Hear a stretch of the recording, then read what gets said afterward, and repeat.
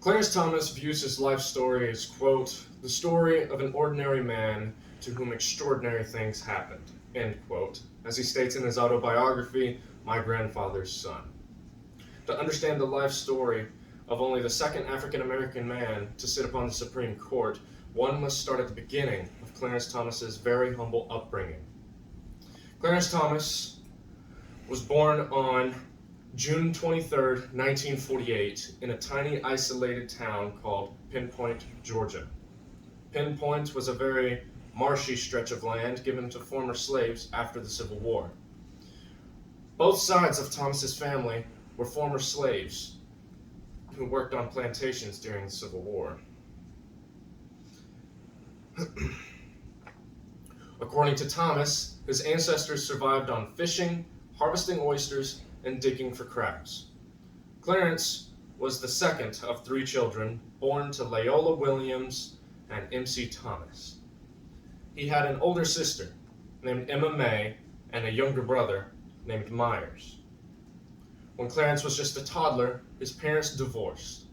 It was at this point that Clarence's father disappeared from his life.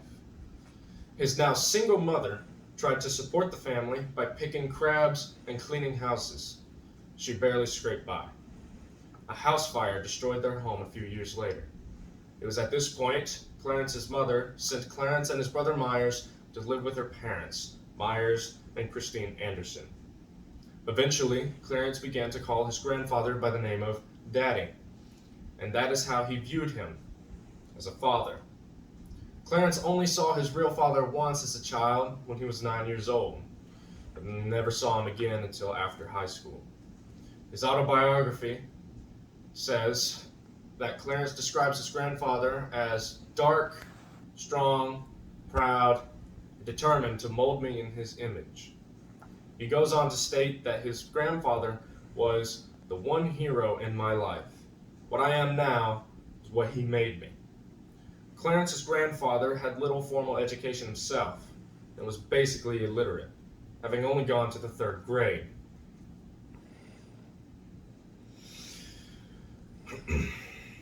For work, his grandfather had his own business, delivering wood, coal, ice, and heating oil.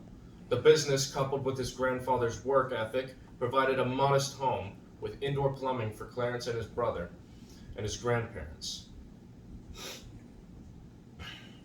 It would be from his grandfather, the man he called Daddy, that Clarence would learn the meaning of hard work, the importance of school, and develop his views on what is right and wrong.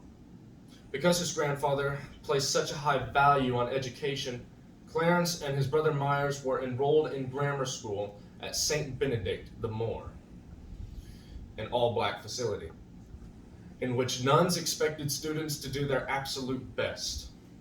The nuns taught the students that God made all men equal, blacks were equal to whites, and that segregation was wrong.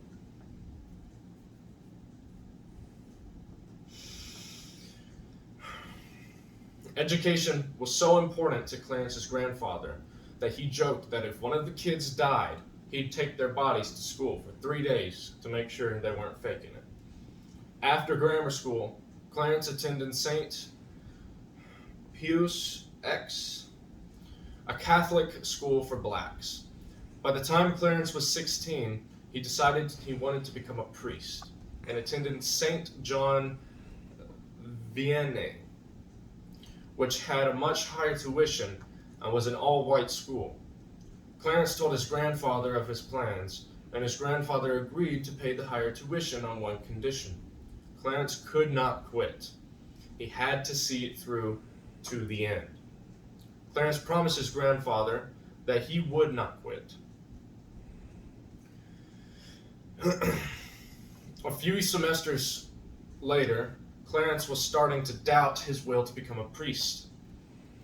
It didn't sit well with him that the Catholic Church remained silent about the treatment of blacks and about equality. On the advice of one of his high school teachers, Clarence applied to the Holy Cross College in Massachusetts. He was still indecisive about leaving when he got the news that Martin Luther King Jr. had been shot and overheard one of his classmates say, "That's good." This was the final straw that ended his desire to become a priest. This left Clarence with only one thing left to do: tell his grandfather that he was quitting the school, breaking the promise that he had made to him.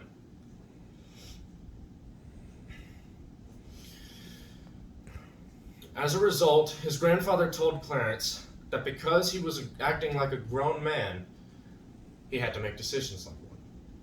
He has to live like one. And he asked Clarence to leave his house.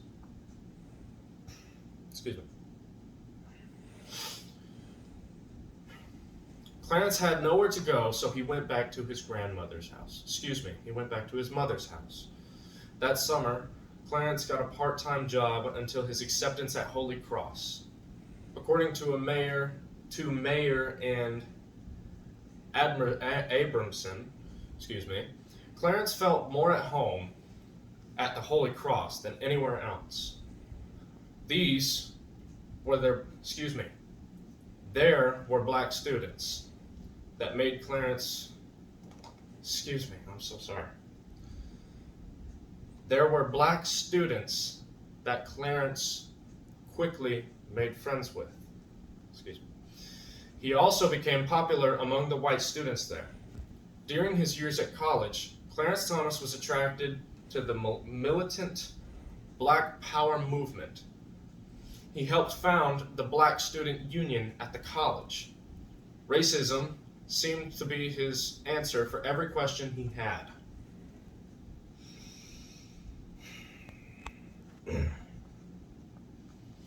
Blacks were oppressed, and Clarence believed a revolution was coming. In visits back home to Georgia, Clarence constantly fought with his grandfather, who believed, despite his hard life, that America was the best country in the world. Clarence could not understand how his grandfather thought that way. After participating in a riot that caused police to fire tear gas at Clarence felt horrified at what he had done. He thought of dropping out because he let himself get swept up in angry mob rhetoric. He stayed, however, and immersed himself in his studies, eventually graduating and deciding to become a lawyer.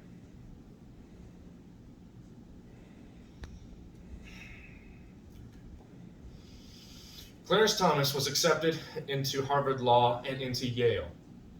He chose to go to Yale. At his time at Yale, he desired to become competent and non-traditional black issues. So he focused on classes like tax and antitrust instead of civil rights.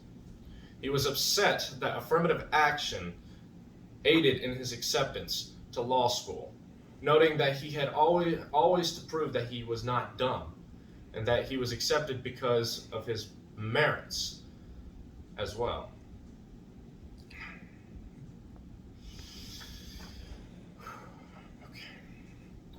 It was during that time that he was determined that he wanted to change the establishment. He must become part of the establishment. Clarence graduated from Yale in 1974 and sent out his resume to do just that. According to Mayer and Abramson, after sending out his resume to dozens of law firms, Clarence received 0 offers. His fellow graduates would receive dozens of offers. Clarence was hired to work under Attorney General of Missouri, John Danforth, in 1977. Danforth was elected to the Senate, and within 3 years, Clarence went to Washington to work with Danforth here. He worked on energy and environmental issues. In 1981, he was appointed Assistant Secretary of Civil Rights for the Department of Education.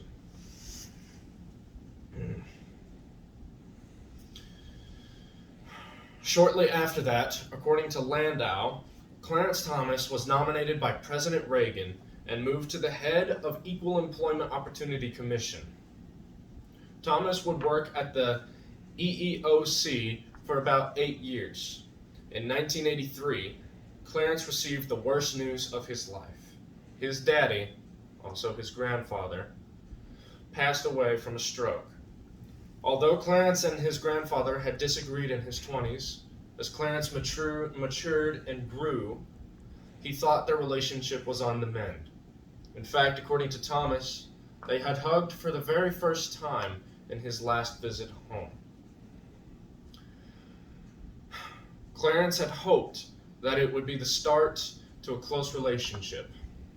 Now the opportunity was gone. His grandmother would pass away the same year. Clarence Thomas quickly rose through the ranks of government in the 1980s. President George H.W. Bush nominated Thomas in 1970 to serve as a judge on the U.S. Court of Appeals for the District of Columbia.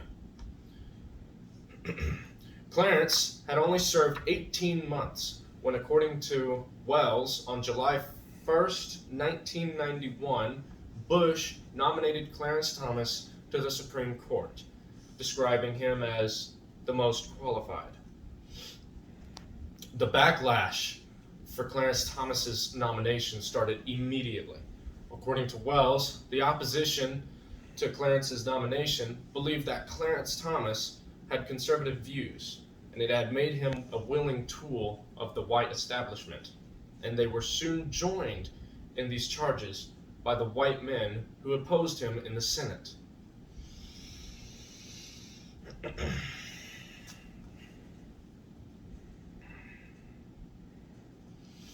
Thomas's supporters responded to this backlash by saying that the attack was racist. They argued that whites can be conservative for principled reasons, but when a black man such as Clarence Thomas has the same conservative principles, he is inevitably and unfairly accused of being an ambitious Uncle Tom. As the Senate was about to vote on Clarence's nomination to the court, sexual harassment allegations by a former EEOC employee named Anita Hill came to the light, according to Landau. The Senate hearings were televised and highly controversial. Clarence Thomas would defend his name by calling the hearings a, quote, a high-tech lynching for uppity blacks. The Senate ultimately voted to confirm Thomas, then 43 years old, on October 15, 1991. A vote of 52 to 48, the closest Supreme Court confirmation vote in the century. According to you, Thomas is the only living justice to have spent much of his childhood under racial segregation in the Deep South before the Civil Rights Movement. He struggled against racial stereotypes in school and his early career. According to a speech Thomas gave, to the National Bar Association, Clarence Thomas describes himself by stating, "I am a man, a black man, an American.